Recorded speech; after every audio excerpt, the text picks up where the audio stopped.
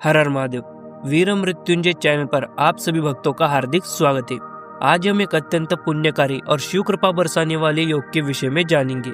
वह है मार्गशीर्ष मास का आद्रा नक्षत्र। यह संयोग शिव भक्तों के लिए विशेष महत्व रखता है। मार्गशीर्ष मास में पड़ने वाला आद्रा नक्षत्र ज्योतिषीय और धार्मिक दोनों दृष्टियों से बहुत ही खास है। भारतीय ज्योतिष में कुल 27 नक्षत्र है और आद्रा इन नक्षत्रों में छठा स्थान रखता है।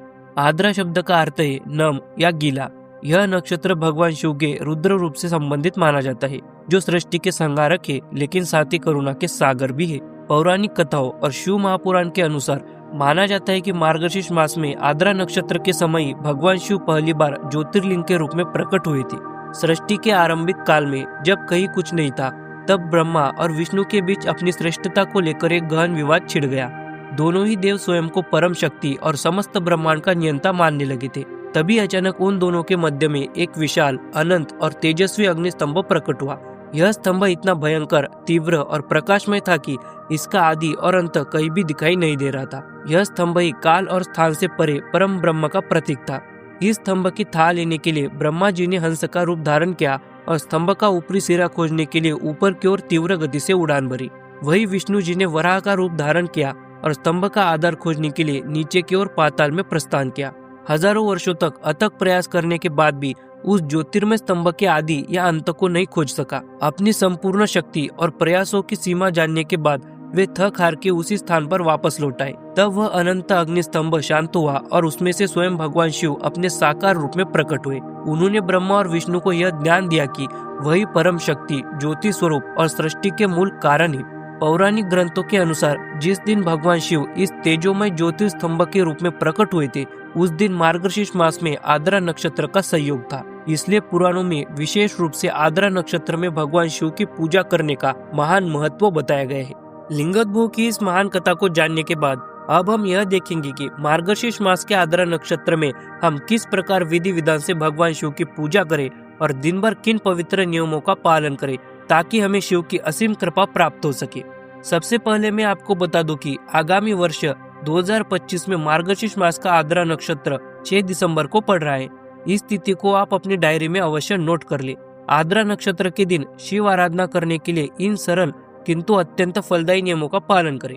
भक्तों को इस पावन दिवस पर ब्रह्म मुहूर्त में जाग जाना चाहिए। स्नान आदि से निवृत्त होकर स्वच्छ वस्त्र धारण करें। पूजा शुरू करने से पहले हाथ में जल लेकर व्रत और पूजा का संकल्प ले। पूरे दिन उपवास रखने का प्रयास करें। यदि संभव न हो तो फलाहार करें। यदि आपके घर के पास कोई शिवालय हो तो वहां जाकर पूजा करना सर्वोत्तम है। यदि न हो तो अपने घर में स्थापित शिवलिंग की विधि विधान से पूजा करें। शिवलिंग का पंचामृत, दूध, दही, घी, शहद, शक्कर से अभिषेक करें। भगवान शिव को बेलपत्र अत्यंत प्रिय है, उन्हें वह भी समर्पित करें। चंदन, भस्म, इत्र, अक्षत, धतूरा, आग के फूल आदि जो भी सामग्री आपके पास हो श्रद्धा पूर्वक चढ़ाए। ध्यान दें, सामग्री से अधिक आपकी श्रद्धा महत्वपूर्ण है। यदि आपके पास कुछ भी न हो तो सिर्फ जल से अभिषेक करके ही अनंत पुण्य कमाया जा सकता है, जैसा कि शिव स्वयं कहते हैं। सभी प्रकार की शिवलिंग पूजा में पार्थिव शिवलिंग की पूजा का महत्व सर्वश्रेष्ठ माना गया है। यदि आपसे हो पाए तो इस दिन स्वयं अपने हाथों से मिट्टी का शिवलिंग बनाकर उसका पूजन करें। इससे आपके जन्म जन्मांतर के पाप नष्ट हो जाते हैं। पूरे दिन व्रत का संकल्प लेकर शिव की महिमा, शिव कथाओं का श्रवण करें और लगातार नाम जाप करें। नमः शिवाय इस पंचाक्षर मंत्र का निरंतर जाप करते रहे। यह सरल साधना आपको अनंत पुण्य प्रदान करेगी। यदि आपको मार्गशीर्ष मास के आद्रा नक्षत्र में शिव पूजा करने का सौभाग्य प्राप्त हो रहा है तो समझ जाइए कि भगवान शिव आप पर अत्यंत प्रसन्न है। मार्गशीर्ष मास में आद्रा नक्षत्र के समय केवल और केवल शिव को याद कर लेने या उनके दर्शन मात्र से आपको इतना अधिक पुण्य प्राप्त होता है जिसकी हम कल्पना भी नहीं कर सकते। शिव महापुराण में शिव स्वयं कहते हैं कि जो भक्त आद्रा नक्षत्र में उनका केवल दर्शन भी कर लेता है, वह शिव को स्वयं अपने पुत्र कार्तिकेय से भी अधिक प्रिय हो जाता है। इससे अधिक इस स्थिति की महिमा क्या हो सकती है। शिव महापुराण में यह भी स्पष्ट कहा गया है कि जब आद्रा नक्षत्र हो तो उस दिन शिवालय में एक घृत का दीपक अर्थात घी का दीपक अवश्य लगाना चाहिए। यह दीपदान आपके जीवन में अज्ञान के अंधकार को दूर कर ज्ञान का प्रकाश लाता है।